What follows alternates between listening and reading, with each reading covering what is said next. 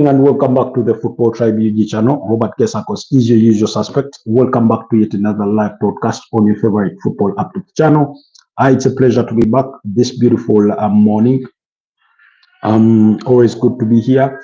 And yeah, we'll be speaking about transfers in this morning broadcast because of what did transpire last night as Arsenal complete the hijack for Eberechi Eze from Crystal Palace was bound for their arch rivals in Tottenham Hotspurs, but looks like there's been a change to that thanks to the man in Andre Bata, who has been orchestrating all the moves for Arsenal transfers. So we're going to be discussing that, what the implications of such a transfer means for Arsenal, and could that force Arsenal into making certain sales. So we'll be discussing that and more. So do join me on this beautiful morning broadcast. For those of you that were part of last night's discussion, thank you so much for being part of that wonderful discussion. Thank you so much for the invaluable engagement that and your contribution to the debate. People like Testa, people like Just for the Laugh, people like Pedri, and every single one of you, that managed to chip into the podcast. Anyways, allow me have our audios tested. Make sure everything does check out just fine before we can proceed with this morning's broadcast. But I pray and hope that every single one of you is doing okay. Every single one of you is doing okay. Looks like our audios are good. Looks like we're good to go on this front. So anyways, then so we'll be talking about that and more. We'll be speaking predominantly transfers as of this morning. But I just wanted to let you know that there are Europa, preliminary rounds for the UEFA Europa League qualifiers, as well as it is in the same case for the UEFA Conference League. So many games coming your way in that line. So before we get to the group stages or the table format of the competition, we will be having that. We've also been having those on the UEFA Champions League in that respect, depending on how different leagues are, graded across Europe. So that one is also ongoing. And then the quarterfinals of the African Nations Championships equally gets underway tomorrow. That's a Friday when Kenya will be up against Madagascar, while Tanzania will be up against Morocco. Uganda have a date with Senegal, while Sudan will be up against Algeria. Siao com stai. Is that like Spanish? Is that in Spanish? Bella. Hi Bella. Bella Star 123. Good morning. How are you doing? Where are you joining us from? Welcome to the Footballtribe channel and to this beautiful morning's broadcast. It's about 40 minutes past the hour of 9 a.m. here in Kampala, Uganda, where I do come to you live from. It's a beautiful and sunny morning out there, bright and sunny. So for those of you that are just joining us, do me the absolute honor and favor and like the broadcast, but also consider subscribing to the channel if you're new here and help me to 2,000 subscribers. Do me that absolute honor and favor. Do send in your comments where you're joining us from, what you make of the topic. Arsenal have completed the hijack for Eberechi Eze. That's what we are discussing as of this beautiful morning. So please like the broadcast, but also consider subscribing to the channel and help me to 2,000 subscribers. That's the objective for this month. Kokan. Hi Kokan. Hello, how are you? Where are you joining us from, Kokan? So guys, send in your comments. I'll be reading each and every one of your comments and we'll be discussing them. So Arsenal have already gotten a here we go. Bro, you take, I do not know. I do not understand what language you're typing in, Kokan, but it's a pleasure seeing you. So Arsenal have already got the here we go, the much needed here we go for Eberechi Eze. Now Eberechi Eze had agreed a deal on personal terms with Tottenham Hotspurs. There was a deal agreed in principle on a transfer fee that is believed to have been in the region of £60 million, £55 million guaranteed fees plus 5 expected add-ons. But with Tottenham Hotspurs. However, Tottenham Hotspurs were still trying to get, the nitty-gritty done, the structure. Apparently, they wanted to involve in Richardson moving in the opposite direction. And then yesterday night, we did have Arsenal, or yesterday night / late evening, we had Arsenal complete that hijack. They simply went into Crystal Palace. Andre Bata made a call to Steve Parish, that's the Crystal Palace chairman, and said to him, I do want to sign Eberechi Eze. Now, Arsenal had already had preliminary discussions with Crystal Palace over a potential deal for Eberechi Eze, so it's not strange that this deal is getting done or it's happening.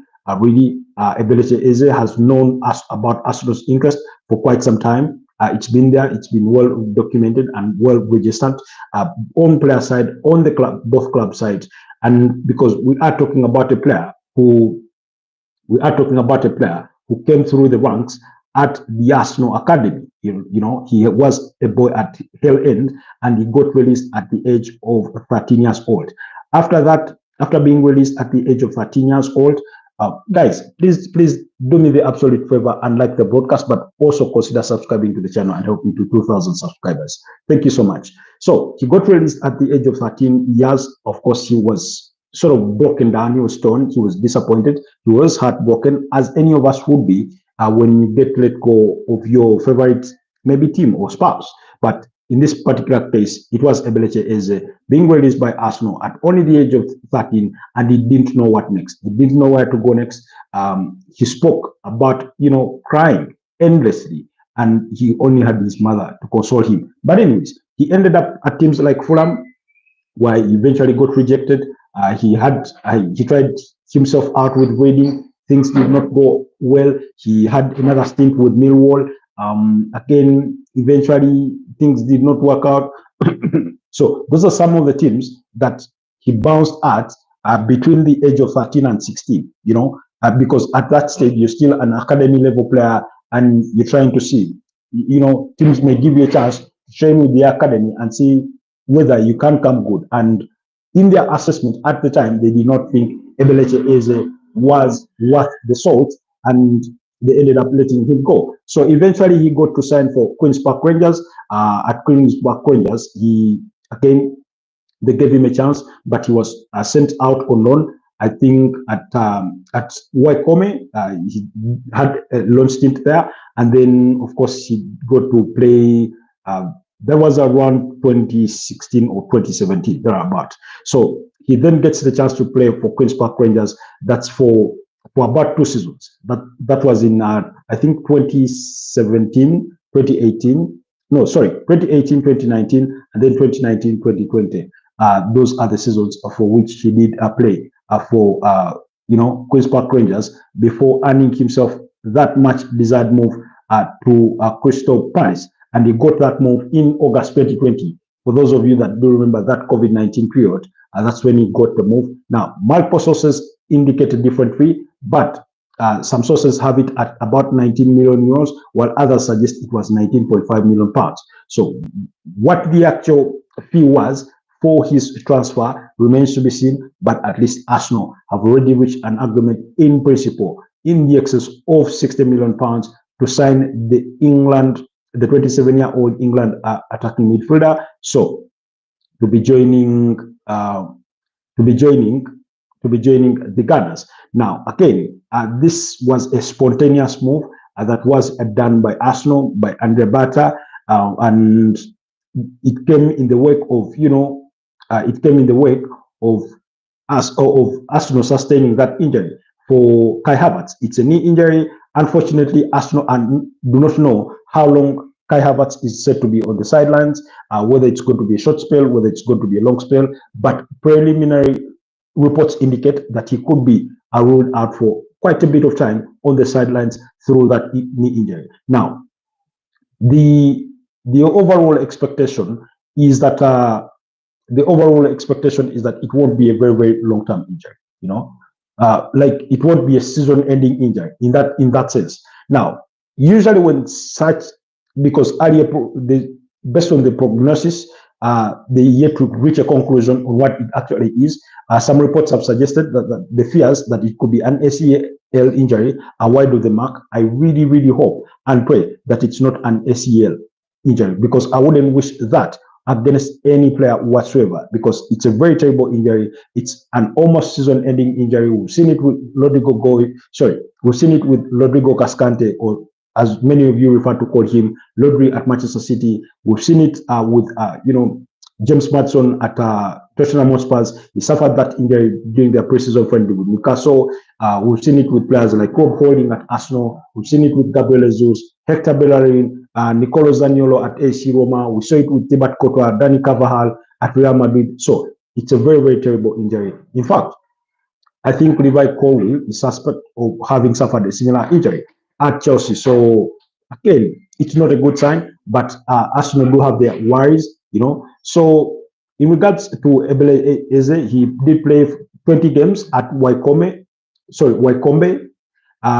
About that was 2017-2018. He played there 20 games, scored 5 goals and provided 1 assist. And then, of course, went back to Queen's Park Rangers, which was his parent club, where in the same season he had played for them about 16 games and scored 2 goals and provided 1 assist. Then in the 2018-2019 season, he played 42 games in the championship, scored 4 goals and provided 3 assists. That was an overall 17-goal contribution. And then in his final campaign with Queen's Park Rangers, that was 2019-2020, he scored 14 goals and provided 8 assists. That gave him a 22-goal involvement in 46 appearances. And that's when he caught the attention of Crystal Palace, who made the investment to sign him for about 19 million pounds thereabout. And now he gets to get himself practically what is a dream move to Arsenal, because he is an Arsenal fan. He's acknowledged just as much. And I've already said this on the channel, for those of you that do follow us adherently, that if the decision boiled down between Arsenal versus Tottenham, who Eberechi Eze would choose, I think it would be an easy pick for Eberechi Eze to say, I'm going to go to Arsenal, because that's where I started my footballing career from. That's the team I support. That's the team I wish well for. At no one time has he ever ruled out a potential move to Tottenham Hotspurs if the conditions facilitated it. In any case, just days gone by, he had already agreed to personal terms in principle with Tottenham Hotspurs, and if he had been agreed at club level. But usually when a fee is agreed upon at club level and personal terms are agreed upon, there is still left what we call the structure of the deal. Now, the structure of the deal, that implies payment terms, in what installments, if installments are to be allowed or accepted, then they're what we call performance-related add-ons. What are the achievables for those add-ons to be, reached upon? So, for example, in this particular deal, okay, let's go with the essence that his earlier one, when his close, was 60 million pounds, plus 8 million pounds in expected add-ons. So for the add-ons, they could say, if you make maybe 30 appearances in a season, you pay us 1 million pounds. If you do qualify for the UEFA Champions League, you pay us another £1 million.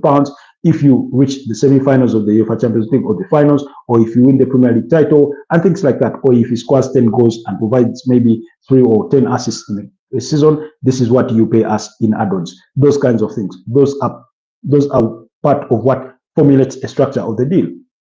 In other deals, you have clubs asking for friendly games to be played between the buying club and the selling club. For example, particularly that deal between Manchester United and RB Leipzig for Benjamin Sesko did include that Manchester United in the future will play a friendly game with RB Leipzig that will help them raise about 1.5 to 2 million euros. So those are also nitty-gritties of a deal. Kokan said ho odoi is chi.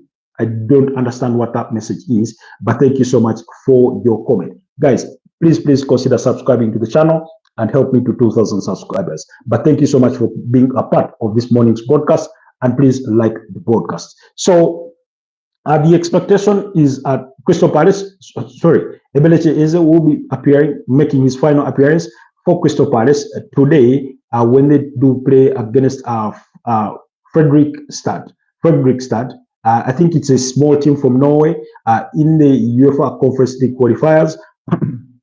That game is coming today, so he will be featuring for Crystal Palace, and then after that, he is expected to make the move to then go to Arsenal and undergo his medicals. So before completing that Arsenal move, guess what?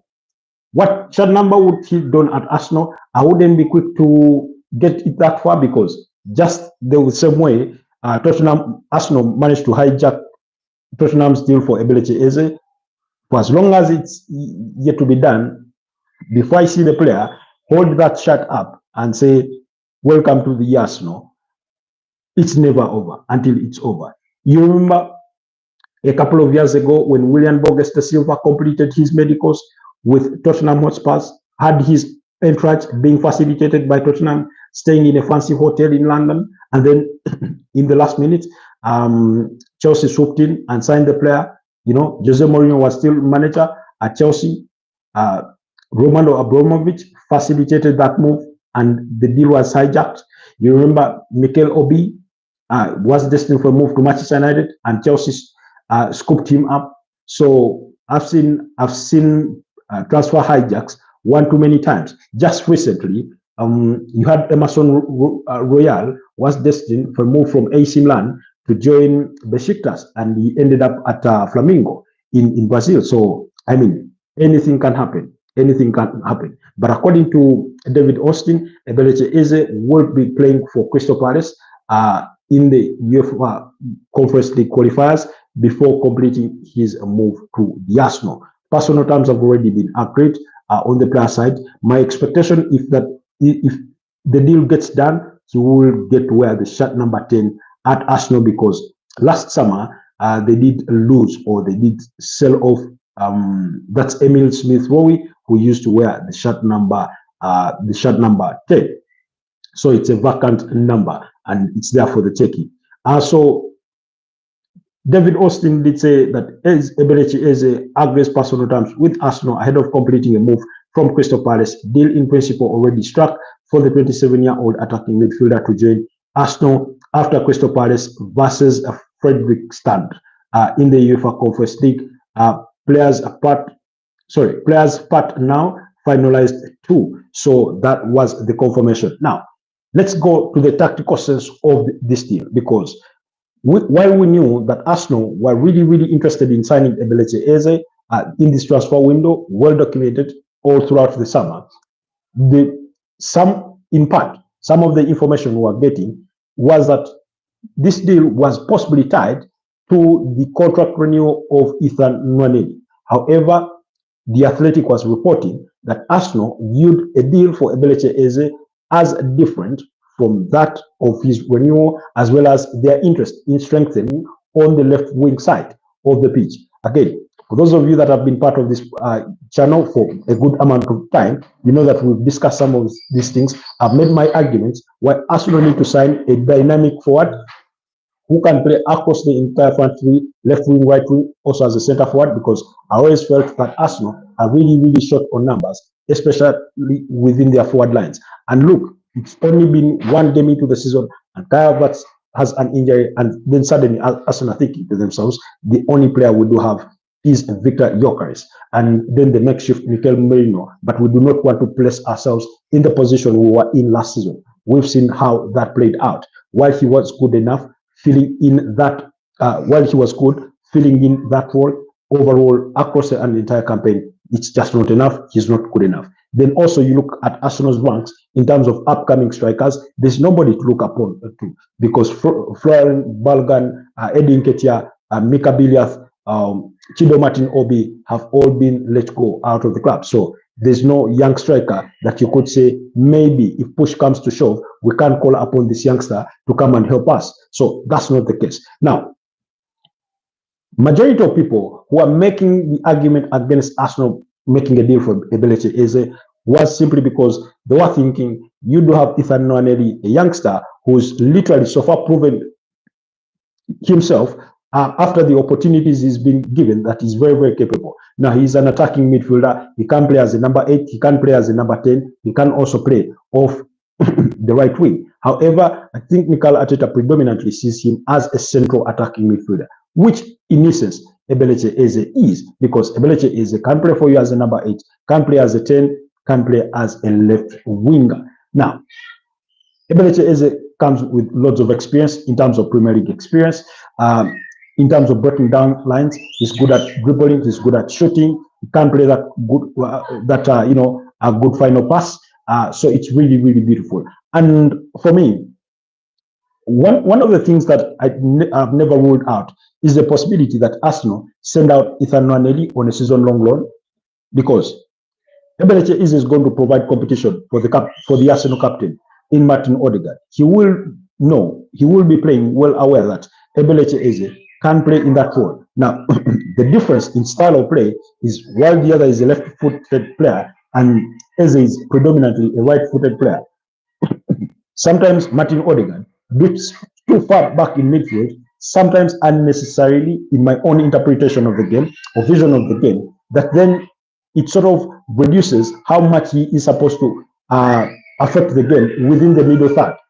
Again, for those of you that watch enough of Arsenal games, you must have seen Martin Odegaard do this.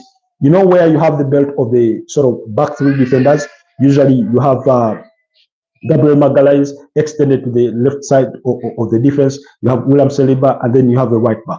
Now, where you would expect a number 6 to drift, especially wide on the right-hand flank, to help the number 2, where you would expect your number 6 to shift because usually Arsenal play with an inverting left winger, with an inverting left back who comes in that midfield.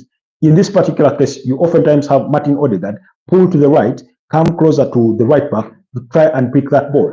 For me, in my opinion, that should be the role 1 of the number 6 or the number 8. One of those two. Martin Odegaard has to be staying predominantly within the middle third to affect a play quickly, because sometimes he comes to pick that ball, he ends up popping it back to a defender or to the number 6, and then it's popped back to the defender, and it's not moved forward as he would have hoped initially, So maybe that's a part for him to improve on his game, but he will play very well knowing that Eberechi Eze is going to provide that much needed competition for him or against him. He will know that while he wears the captain armband, if he's not living to the good, if his form is not good enough, then Eberechi Eze can start in that Arsenal, in that Arsenal role as a number 10 or as a number 8, depending on how Mikel Arteta chooses to tactically set up his team. Then the other people that will be worried are those that play off Arsenal's left wing. Gabriel Martinelli, Leandro Trossard, of course, Ethan Nwaneri is within the same composition, and because now Eberechi Eze can equally play on the left wing. Now, the left wing is one of the positions Arsenal fans have always argued throughout the course of this transfer window that they need to strengthen. And Arsenal have identified it as a position that they need to strengthen. However, some of their targets, or that they've zeroed down to, are a little bit expensive, or they're not going to come cheap. Now, whereas they're not going to come cheap, Arsenal are also cognizant of the fact that whereas it's a need, it wasn't always the topmost priority, because, like I said, you still have Leandro Trossard and Gabriel Martinelli there. Now, particularly, in my opinion, while it means an improvement, that Arsenal left wing, if Arsenal improve in terms of players that they bring in to play in that side, if they do not overall improve on how they utilize the left wing, it may end up affecting whichever player comes in. Hear me out on this one. For example, I don't know if you guys have noticed, you do remember that game between Arsenal and Athletic Bilbao when Ricardo Carafiori was playing much closer to Gabriel Martinelli. Gabriel Martinelli looked a little bit better player than he had looked against Tottenham Hotspur.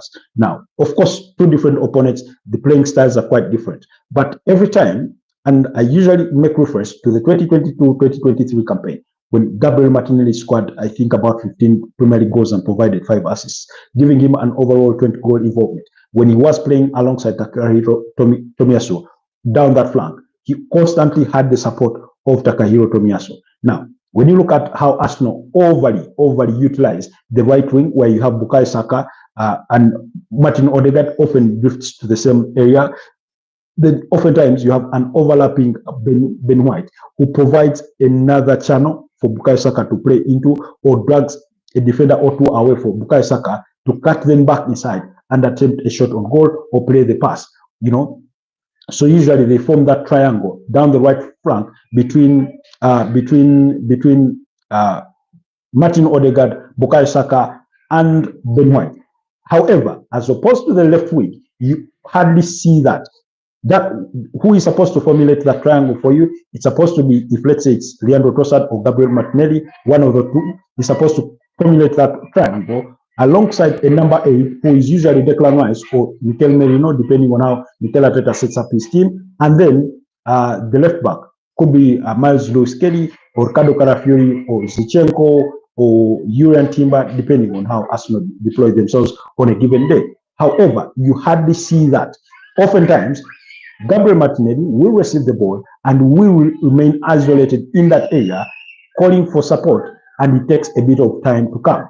And by the time it comes, he has to play a bit of a back pass before making the run into the channel. And for that period, you have defenders covering him. So at the end of the day, he looks very ineffective in that mode because he oftentimes doesn't have that overlapping defender, left back, to try and take the distraction or to give the defenders something else to think about the same way Ben White does it on the other end.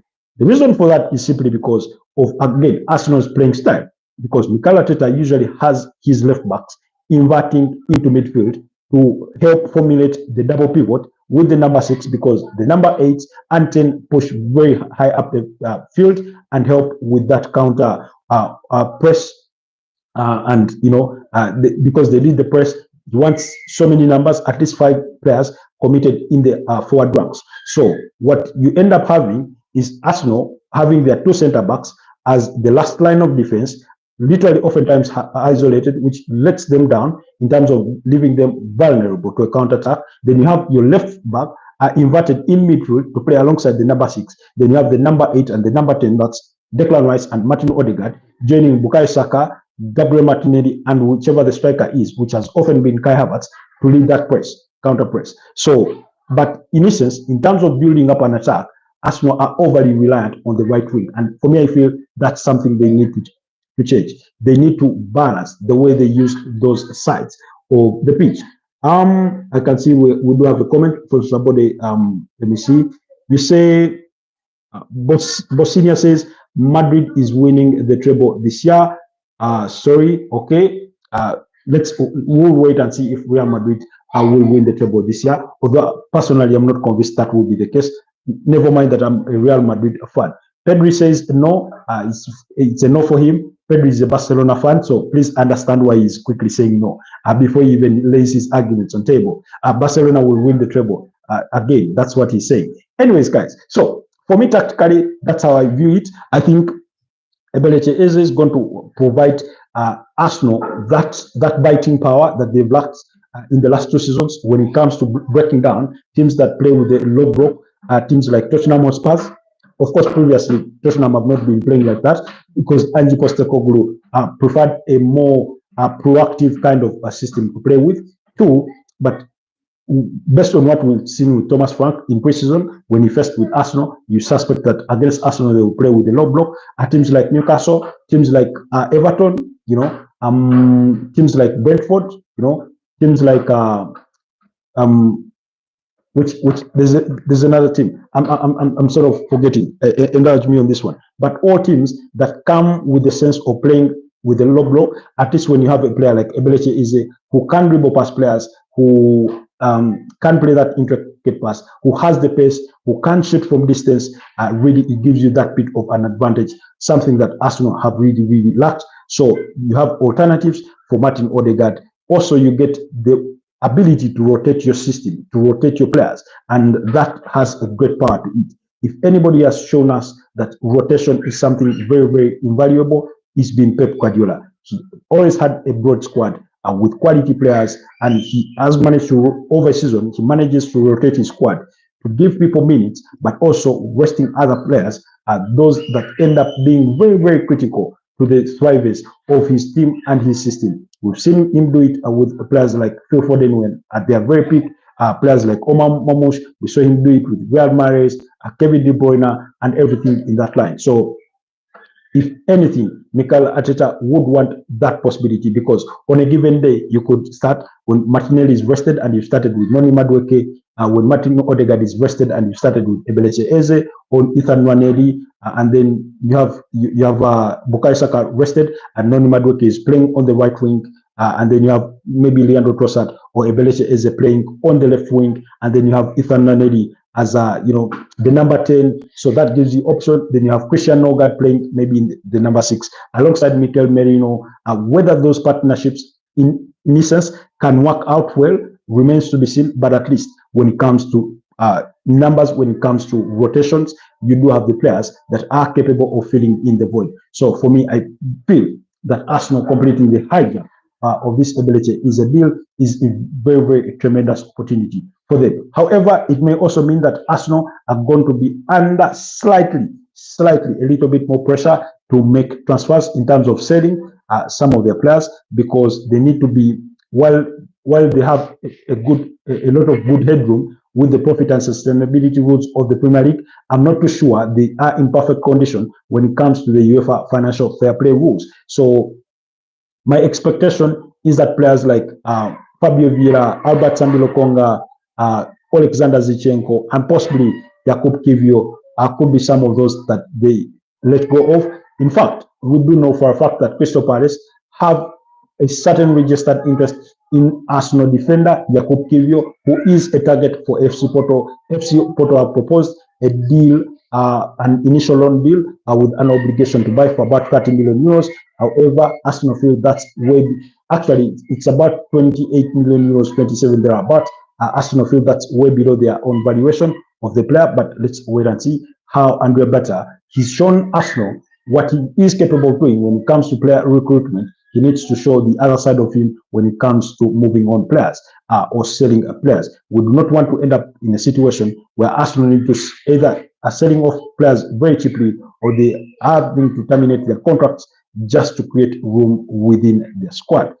Okay, let's discuss Bosnia's comments about Real Madrid winning the treble. Now, as beautiful as that sounds, as much as I would love to see that, it's not going to come easy. In any case, the early insights we saw against Osasuna weren't really, really brilliant of Real Madrid. Yes, they won the game by 0-0 thanks to a penalty by Kylian Mbappe, but overall, you felt that something was lacking. Of course, maybe they are yet to click. They did return a bit late for pre-season, having participated in the FIFA Club World Cup over in the United States of America, but I think Xabi Alonso, it may take him a bit of time to master who his best starting 11 will be, who are the reliable figures in that team. But also, they've been clamoring for a midfielder, and to the best of my recollection, they are yet to get one. At some point, you are, linked with the potential move for Rodrigo Cascante, Rodri from Manchester City. They were linked with the move for Angelo Stiller, that's from Stuttgart. They were linked with the potential move for Enzo Fernandez from Chelsea, and everything in that regard. But nothing has happened so far with that regard. So I'll give them the benefit of the doubt. My prediction is that they could finish third on the Spanish La Liga log this season, because I think Barcelona have everything it takes to reclaim that Spanish La Liga title. I get the feeling that given the kind of business that Atletico de Madrid have been able to do, although they themselves are well within a period of a strong transition, I get the feeling that they could get second ahead of Real Madrid, but I could be wrong, but it's a mere prediction. So do let me know what your thoughts are on that. Go talk about cricket. I must be honest, cricket is not my strongest suit. Can you play cricket? No, I've never played cricket. I've never held a cricket ball. I've never held a cricket bat. I've never scored a wicket. I've never, made a run. Everything cricket. Now, I do appreciate cricket as a game because I know for a fact that it's a game that our friends and some of our fans and supporters on this community from India, from Pakistan, from Bangladesh, West Indies, that they really, really, really love that much. They do appreciate that game. It's their best sport out there. I do appreciate as much, but unfortunately, I do not know enough about cricket to sit here and have the conversation with you guys about cricket. So please forgive me on that part. So, but nonetheless, please consider subscribing to the channel and help me support me reach 2,000 subscribers. So, but anyways, guys, if Arsenal complete Eberechi Eze, will they be done in the transfer window? I cannot say they will be done. I cannot say they will not be done. Yeah, definitely. Thank you. Forgive me for not pronouncing your name, but I tried, and it's Saheli Gupta. I think allow me call you Gupta, because Gupta is sort of a familiar Indian name in my ears. It does ring a bell. Not that it means that I know you, but at least I've heard the name Gupta a couple of times. So allow me call you that. I know it may be an injustice to your actual name, but allow me read it as that. So whether the Gunners will be done in the transfer window, I think if they are able to, you pronounced it right. Oh, thank you so much. Are you from India? Just help me confirm that, whether you're from India, because I know you guys within that zone in Asia tend to share some names. The reason that's why I say that Arsenal, okay, good to hear. I hope everything is well with you in India.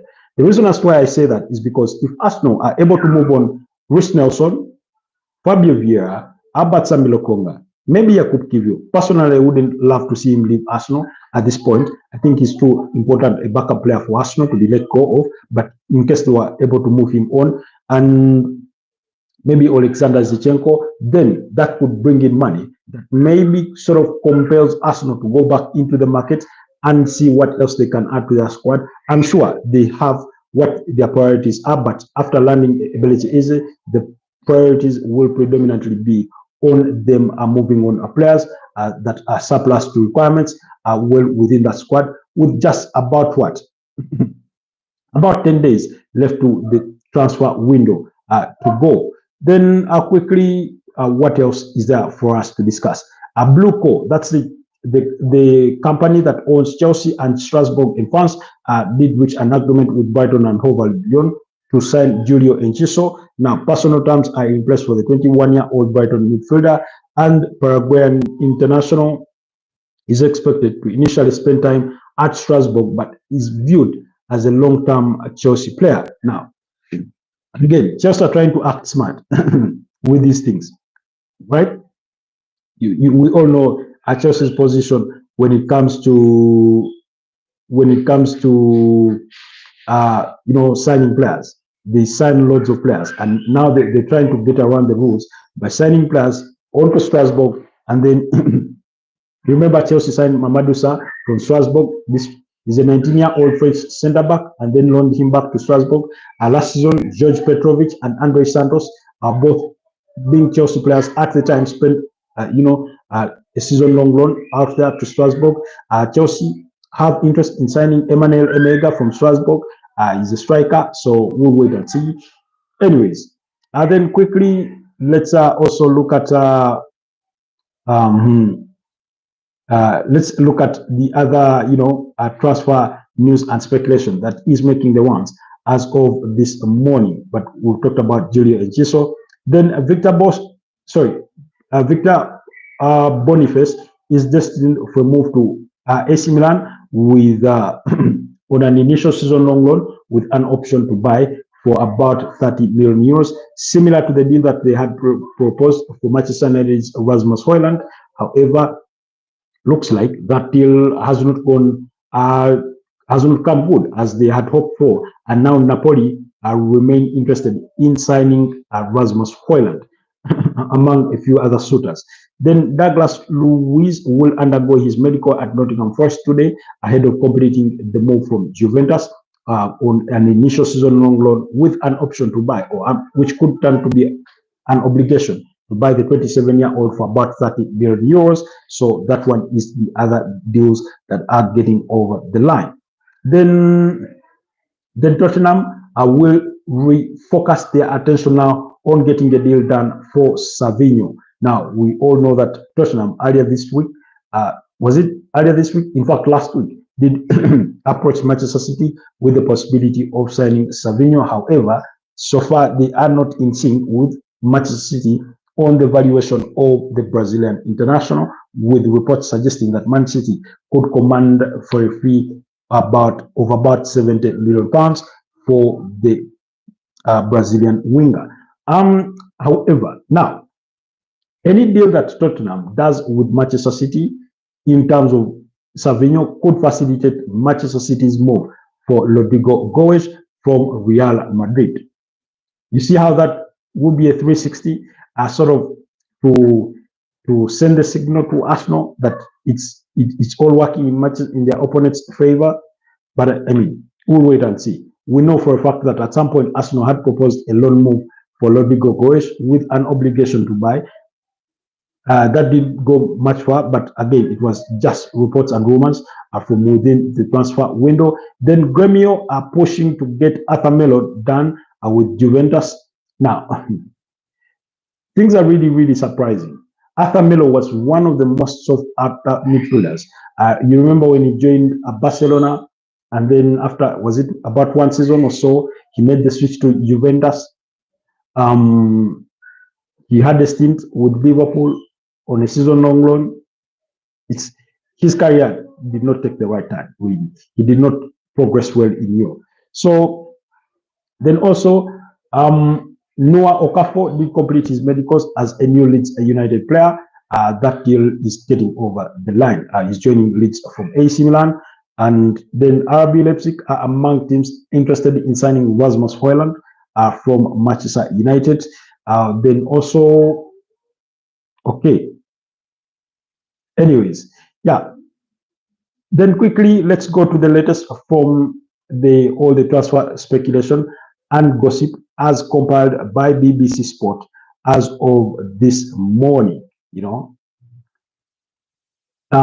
But a lot is going to be said about Eberechi Eze. A lot is going to be said about Eberechi Eze. So Arsenal are weighing up a move. Sorry, Arsenal are apparently weighing up an offer for England midfielder Morgan Rogers, of 23 years of age, from Aston Villa, but will only entertain. But Aston Villa will only entertain, offers in the region of 80 million pounds. That's according to the Sun. While Florian Plettenberg of Sky Sport German says that RB Leipzig have already agreed to personal terms with England's under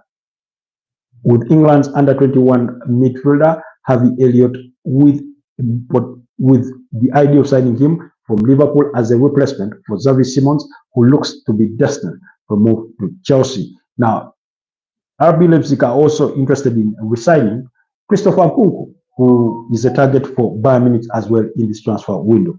We'll wait to see how that deal shapes up before.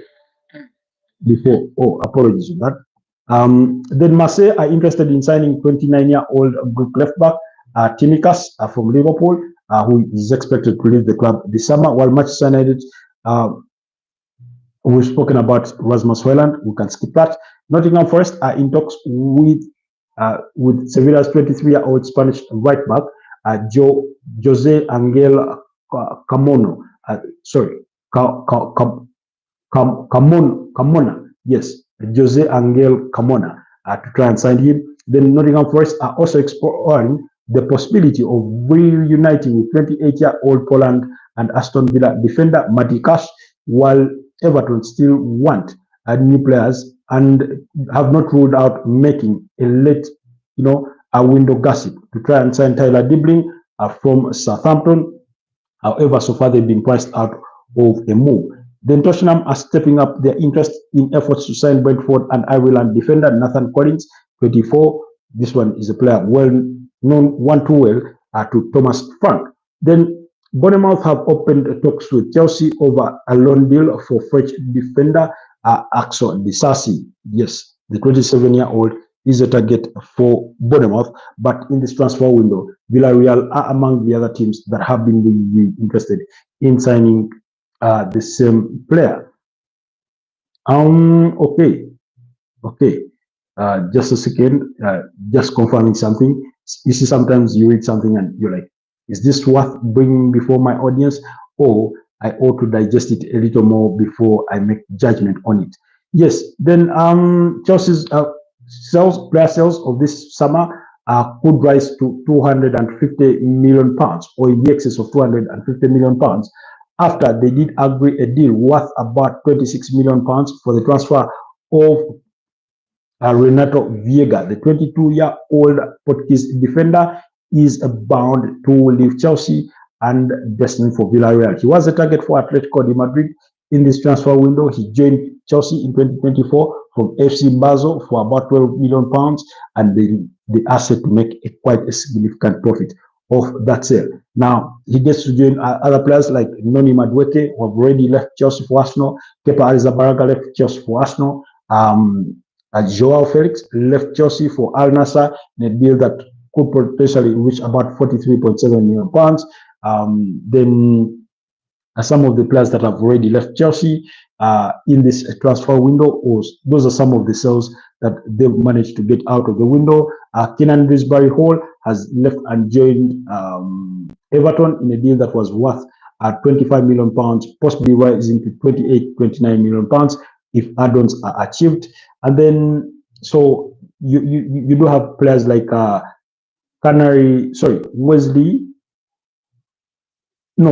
Leslie Wogochukwu, as well as Amado Broja. Those left and joined Burnley for a combined total fee of about 45 million pounds. Then you do have George Petrovic, the Chelsea goalkeeper, that left Chelsea to join AFC Bournemouth as their number one goalkeeper. So Chelsea have really made significant sales. Yes, while they've managed to bring in loads of players, they've also managed to ship out a good number of players, and they remain in the desire to push out more players. Axel Disasi being one of those. Ben Chilwell, this one did spend the second part of last season away to Crystal Palace. Raheem Sterling is one of those players they want to move on. Christopher Nkunku, like I've told you, is of interest to RB Leipzig. Then Nicholas Jackson is another player to watch in that Chelsea line. Tosin Adarabioyo, I wouldn't rule him out moving, but given their recent injuries to Levi Colwill, and they also remain in the market to try and sign a centre-back, it remains to be seen whether he will actually be moved on, even when a suitable offer comes. So injuries are one of those things that tend to alter the plans of a football club when it comes to transfers on any given day. Quickly, okay. Eberechi Eze's medical at Arsenal has been booked from Friday after tonight's game with Crystal Palace. Like I told you guys, Crystal Palace are going to be in action with Fredrikstad in the UEFA Conference League qualifiers, or that preliminary round. So now, according to Sky Sports, the final fee will be about 67.5 million pounds that Arsenal will be paying Crystal Palace for Eberechi Eze, with 60 million pounds being the guaranteed fees and 7.5 million pounds as expected add-ons. Reports also do suggest that it's quite around the ballpark or a similar fee for which Tottenham had agreed upon. However, like I told you, Tottenham are still trying to structure a deal. They were still in negotiations with Crystal Palace over a payment structure, terms and conditions of the deal, for which they were willing to introduce Richarlison, who scored a brace against Burnley over the weekend as Tottenham Hotspurs won that game against Burnley by 3-0. They were trying to introduce him into the conversation, and when Arsenal swooped in and hijacked the deal, I've seen a lot of meltdown amongst the Tottenham fan base over this deal. Now, you could really understand where Tottenham Hotspur fans are coming from. First of all, they lost out on a deal to sign Morgan Gibbs-White from Nottingham Forest when Evangelos Marinakis threatened to sue Tottenham over what they believed was an illegal approach to the player. They were wondering how they learned about the player's £60 million release clause. Then they also reported Spurs to the Premier League for investigation, so the transfer was put off for a bit of time, and then before we knew whether it would be resumed, then they agreed to extend his contract until June 2028. Improved terms for Morgan Gibbs-White, so he remains at Nottingham Forest. Then at Tottenham, had James Maddison suffer that anterior cruciate ligament injury that will keep him out of action of the minimum of 6 to 7 months, possibly rising to 8. That's almost an entire season, because usually an entire season is 9 months, So that means they needed a replacement, and what they needed already a player before losing James Maddison. Now that they've lost James Maddison, and I remember saying this at the time when we learned about the exact injury of James Maddison, that as soon as that happened, that Tottenham were bound to go back to Crystal Palace and try to sign Eberechi Eze, because he was one of the more natural candidates that you would identify in the UK or in the Premier League as good replacements for not just James Maddison, but also giving Tottenham that bit of depth that they need in their attacking midfield. Excuse me.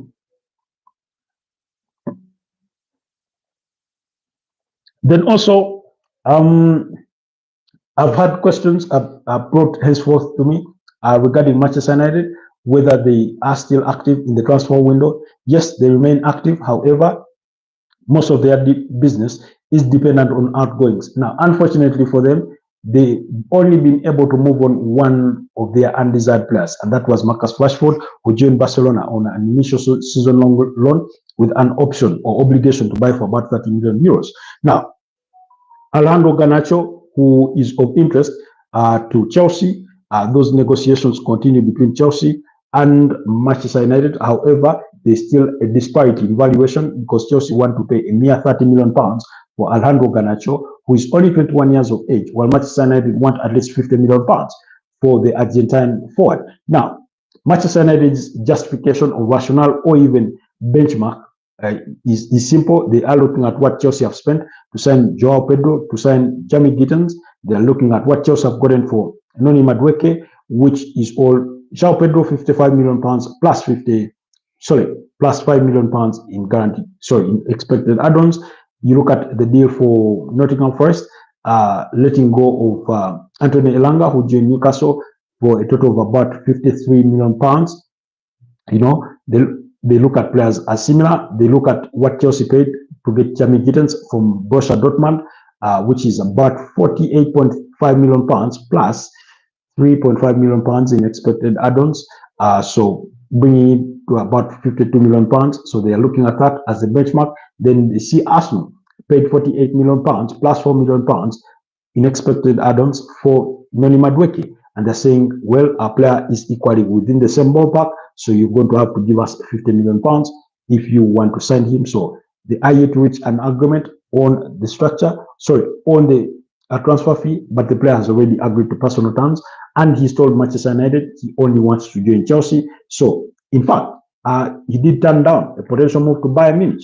I mean, I do not know why or what the rationale is on his part, but Bayern Munich are a bigger team than Chelsea. Maybe he looked at it and said, if I do go to Bayern Munich, where am I going to play? They just signed Luis Diaz. Where am I going to play? But we know this company loves young players, and I think he would have found room for him. However, maybe he wants to stick it out to Manchester United that I want to stay in the Premier League and then prove to you that you are wrong about me, that I can actually play very, very good football, and that I could be better than whichever player that you're replacing me with.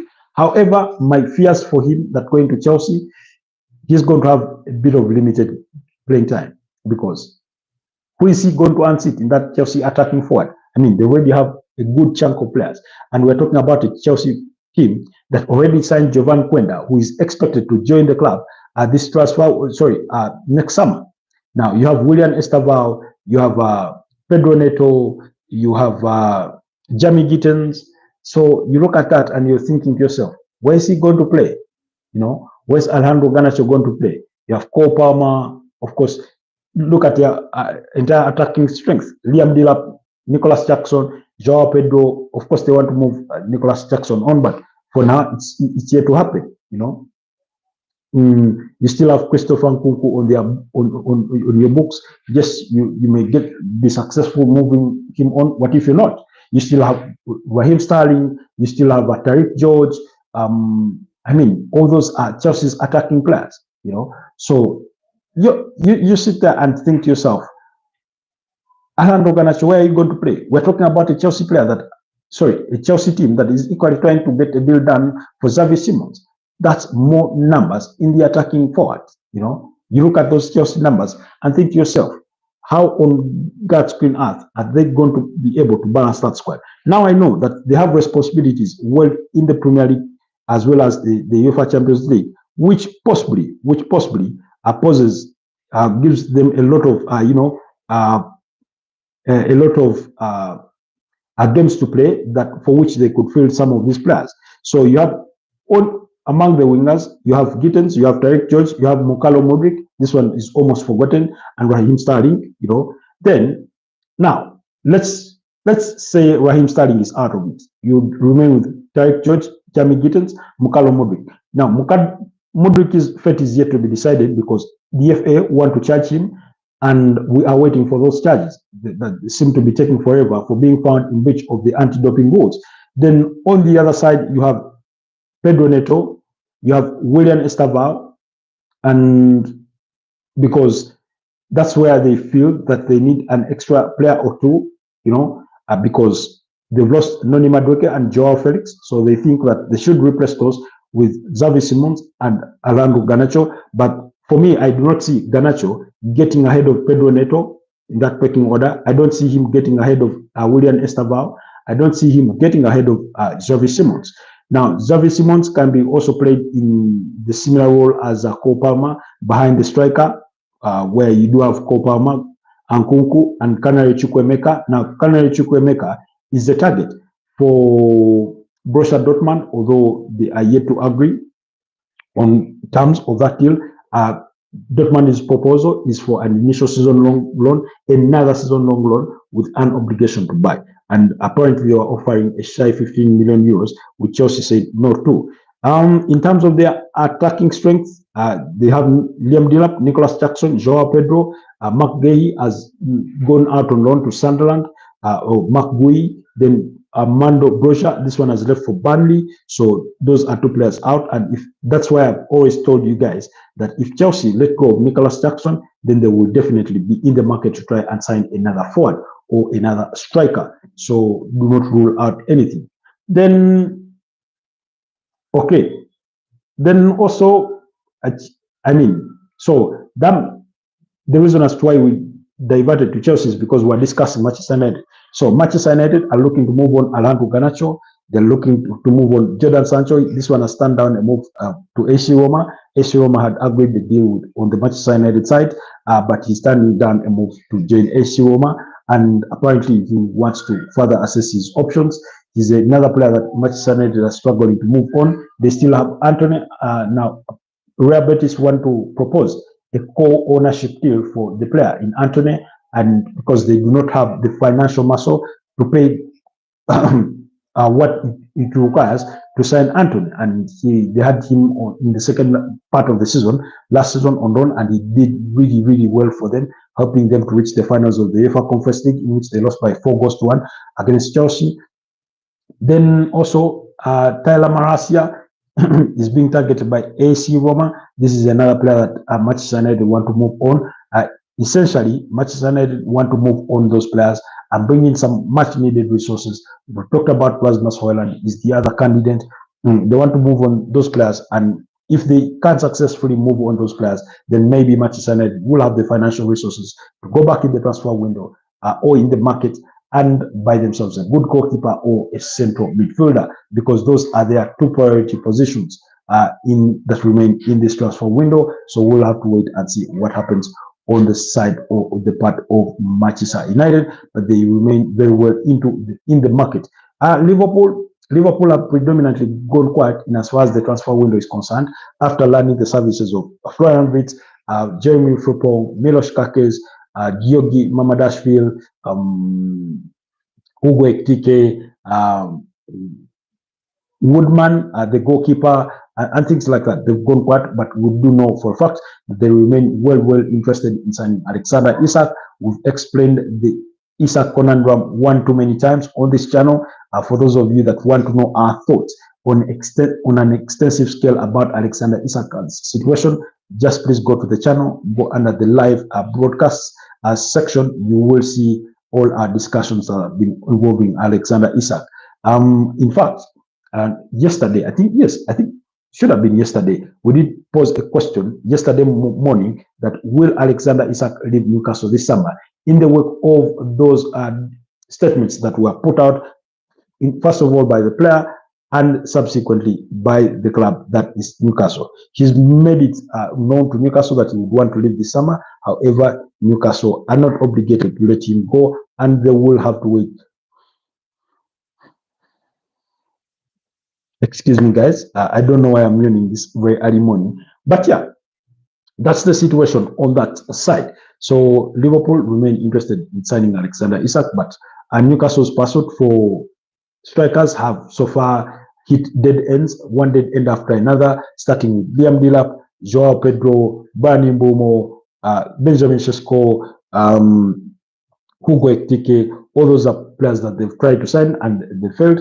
Now, they've been linked with a potential move for, they had another bid, a third bid, second bid worth £35 million as guaranteed fees plus £5 million in expected add-ons, turned down by Brentford because Brentford apparently do not want to sell, but if they are to sell, then they want at least £60 million for the 28-year-old DR Congo striker in Yohan Wissa. So things are really, really not happening for Newcastle, albeit they've been able to bring in goalkeeper Aaron Ramsdale from Southampton on an initial season-long loan with an option to buy. Then they brought in Malik Theo, that's a defender from AC Milan. They've been able to bring in Anthony Elanga from Nottingham Forest to bolster their attacking strength. Remember, they've already lost Callum Wilson, so this one did leave as a free agent at the end of his contract and has since joined West Ham United. So they are not in a very, very strong position when it comes to, bringing in players. But we'll wait and see. But the situation around Alexander Isak is one that we would not love to have, is one that we would rather it does not happen to any single one of our respective clubs. Anyways, guys, it's been a pleasure being this with you for the last 1 hour and 2 minutes. Thank you so much, Gupta. Thank you so much, Pedri. Thank you so much, Bosnia. Thank you so much, Kokan. Thank you so much, Kaya. Thank you so much, Bella Star, and every single one of you that managed to tune into today's broadcast. Those of you that like the broadcast, thank you so much. Those that did not like but continue to watch, we do appreciate you a great deal. Those that do watch our broadcasts long after they've ended, we do not take your time for granted. So thank you so much. To our new community members, welcome to the community. We hope you stay quite long. We hope you enjoy your stay here. We hope you become regulars because we do this every single day, 9 a.m. to every single day, Monday to Friday, and then around 10 a.m. Actually Monday to Saturday, and then every single night, 11 p.m. East African time, we do come to you live to speak everything football, to speak to bring you the latest from the world of football, and in particularly in the Premier League and beyond. Like I said, tomorrow the quarterfinals of the African Nations Championships get underway with those respective fixtures. Kenya are up against Madagascar, while Tanzania have themselves a date, I think, with Morocco. And then on Saturday, you do have Uganda up against Senegal, while Sudan will be up against Algeria to determine who will be in the semi-finals. So keep your eyes peeled to that action. Then also the UEFA Conference League and the UEFA Europa League qualifiers do continue today. So do look out for that action. Particularly, I think I'll be interested in watching that game between Crystal Palace and Fredrikstad today. It will come at 10 p.m. Majority of those games will kick off at 10 p.m. Otherwise, stay blessed and have yourselves a wonderful rest of the day. And I'll see you guys next time. Bye-bye for now.